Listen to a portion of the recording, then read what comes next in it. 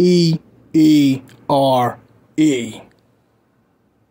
It's about the toys. If you are a new subscriber, text new subscriber in the comment section below, and I will give you a shout out during the next main episode. Thank you. Now on to the show. The Blue Marvel, also known as Adam Brashear, is a genius-level physicist who got his powers while conducting an experiment with an antimatter generator. Thus, he became the superhero we know today. He is arguably one of Marvel's smartest superheroes, his genius rivaling that of Reed Richards and Dr. Doom. During the 1960s, he unknowingly allowed his secret identity to come out. During the 60s, the United States was not ready for a black superhero to represent their values. Thus, the United States government and the United States president forced him into early retirement. Welcome to another episode of Show and Tell Thursdays. I'm your host and everyone's favorite flatmate, Lucky English Ed, and today we are taking a look at, the man, the myth, the legend, arguably the strongest superhero in Marvel right now, the Blue Marvel, aka Adam Brashear.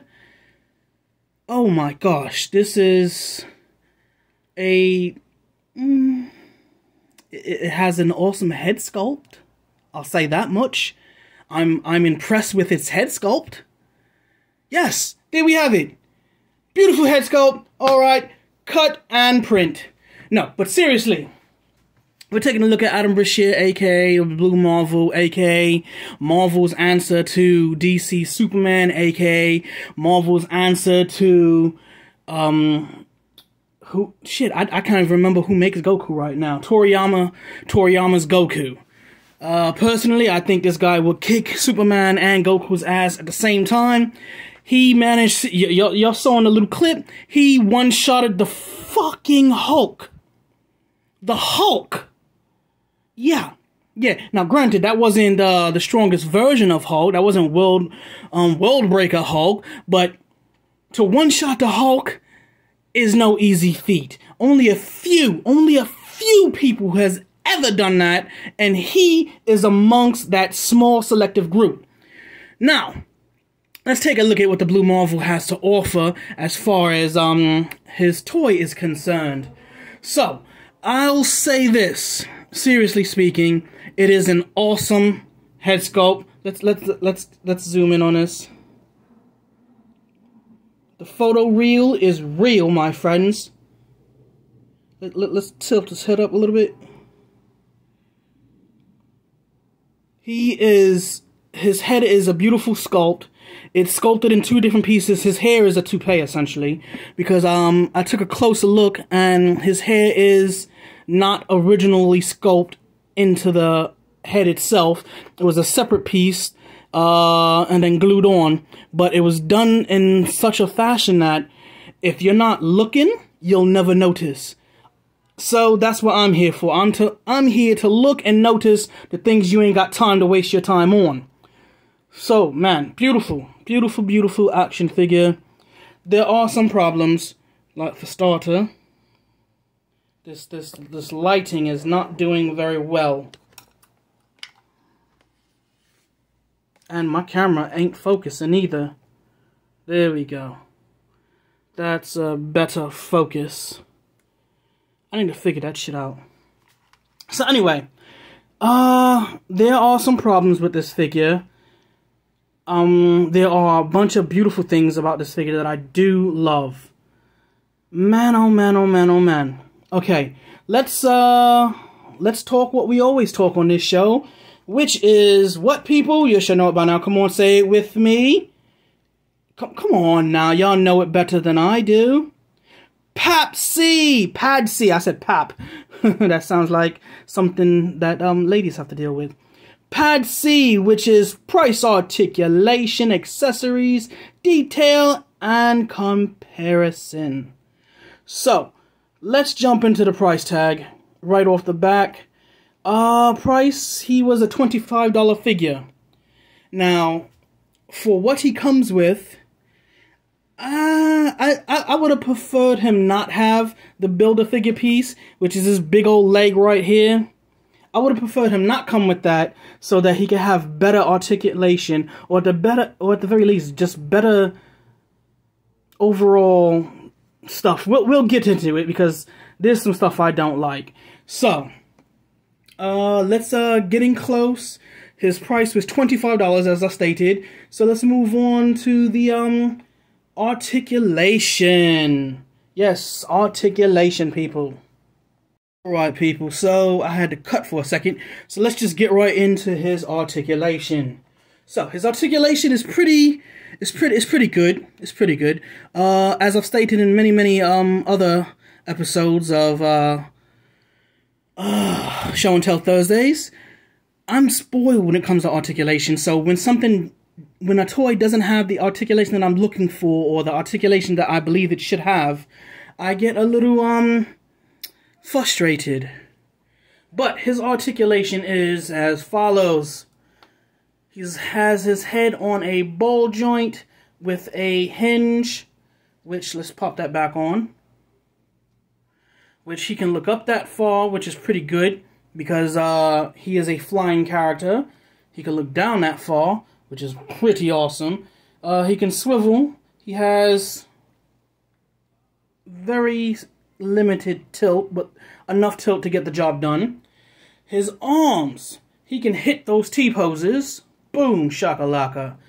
But he has no, in here, he doesn't have any butterfly joints. So it's just that old classic style. His arms are on a ball joint swivel. He has a bicep swivel. Boom shakalaka. Double jointed pinned elbows. Double jointed pinned elbows. He has two fists which hinge up and down, or in and out. In this case, let's just put them like this. It hinges in and out. Out and in. Boom. He has a diaphragm crunch, allowing him to do that. He has a swivel at the waist, which breaks the articulation, not the articulation, the sculpt, breaks the sculpt. So in this case, I would say, yeah, Todd, this does break the sculpt. As you can clearly see, that looks horrible. He has no drop down hips, but he can get this much. That's it. This is a problem. This is a problem. He's supposed to be Marvel's answer to Superman, yet that's all he can do? In terms of splits, it cannot go any further than that. He has thigh swivel, so that's pretty good. He has double joints at the knees, but doesn't really matter because his knees are done in such a way that it can just barely push past 90 degrees. You have double jointed knees. Let's take a look at that. But you can't go any further. Let's try that. Nope, that's not working. Let's try that. Nope, that's not working. Barely past 90 degrees, yet you have double jointed, pinned, I might add, knees. Going on down, he does have the boot swivel. That I do like. You know, I like me some boot swivel. I don't care what people say. Like, oh, the real legs don't bend that way or twist that way. This isn't a real leg. It's a toy. Alright? I want my toys to make my imagination go wild. If I wanted a something that acts like a real human, I would just go outside and meet people. But I don't. Which is why I play with toys. Thank you. He has a pin and a rocker. Let's get that in close. A pin and a rocker at the ankle. Now, let's sit him down. Get him a nice pose. Let's put him back so you get his entire body in the shot. Boom, there we go. Now, his accessories are very, very limited. I get that since he comes with a Build-A-Figure or bath figure, whatever you want, however you say, they could at least put some swivel in the boot here. There's definitely enough plastic there that they could have put some boot swivel there, but they chose not to. He comes with 2 additional hands, which are 2 additional flame effects, blue antimatter effects. Which you can see right here being held by my 2 lovely mannequins. Him and her. He comes with a pair of hands, which as you can see, we have 1 open hand for like gesturing. And then you have 1 trigger hand. Why does he have a trigger hand? That doesn't make sense to me. Why does he have a trigger hand? Are you saying all black people have guns? You saying he should have a gun pointing at people even though he has antimatter powers? He can fly like Superman and Goku, shoot power beams from his hands like Goku. He has all types of stuff. He's incredibly strong. He one-shotted the Hulk. But for some reason, let's give him a hand that can hold a gun. Because we all know black people love their guns. I'm just being stupid, people. But seriously, though, he didn't really need that. They should have gave him another gesturing hand like this, so you could have him sitting down pretending to type at a computer, seeing how he is a genius physicist. Alright? He is Marvel's Neil deGrasse Tyson. If you don't know who that man is, you need to look that up. Google that name, Neil deGrasse Tyson. So, he comes with these blue Hadoukens, which are attached to his fist. Let's pop those right on. We got 1 and 1. They are, yep, there we go. And there we go. No, that didn't go on right. How the heck? Oh, the wrong one. That goes on here. Yep. And that goes on here. They are actually... Wait, am I even putting this on right? Yeah, I am. Yeah, there it goes. And there we have it. That looks pretty cool. With his blue antimatter punching fist. That's pretty cool. Whoosh. So we covered articulation and we covered accessories. Now let's get into the detailing. The devil's in the detail, as they say. So I'm gonna just toss these off for the moment. His jacket or his vest looks pretty good. It looks like it. You can see like the stitching or the sculpt to give the appearance of stitching, which is pretty cool. I like that. He has a belt that you can move, as you can see, but as I stated, it breaks the sculpt. There we go. His boots got laces going all the way up, all the way down. You can see the boot string. You can see the knot holes where the bootstring goes through. That's pretty cool. His actual boots itself, I am actually quite happy with how my camera is acting right now. Normally it's blurry as all hell. Boom. His hair, I don't know how they managed to do that, but his hair looks really good. The detailing in his face, he doesn't look like a young man, which I like that. He doesn't need to be a young man. He's essentially immortal, but they made him look like a man in his 40s that has seen some shit. And I like that. With his cleft chin, that's that power chin. That's that I've been hit with baseball bats and you still ain't put me down chin.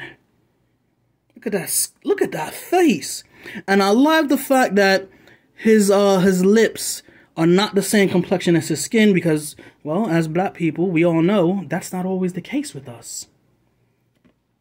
So, there we go. What's left to take a look at? Where are we? Let's do a bit of comparison.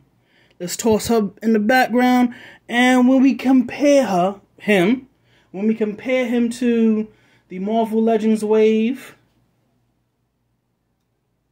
let's put her up here. Spiral. Let's drop it back here a little bit. That's gonna fall.